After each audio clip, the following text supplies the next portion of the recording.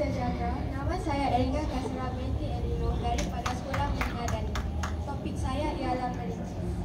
Yang Mulia Tuan Pengerusi Majlis, Jemaah Pengadil, Yang Bijaksana Bistari, guru-guru, pelajar-pelajar serta hadirin sekalian.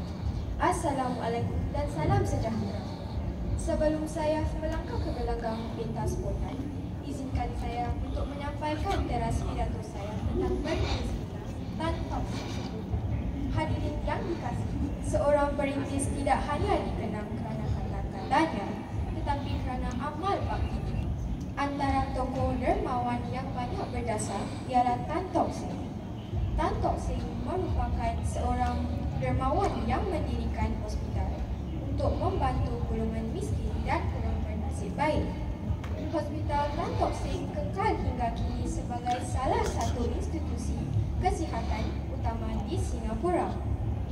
Selain itu, beliau juga membantu masyarakat imigran Cina yang serba kekurangan pada waktu itu.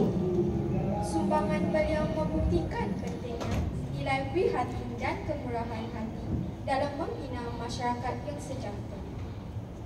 Hadirin sekalian, marilah kita mencontohi sikap pemurah Tan Tock Seng.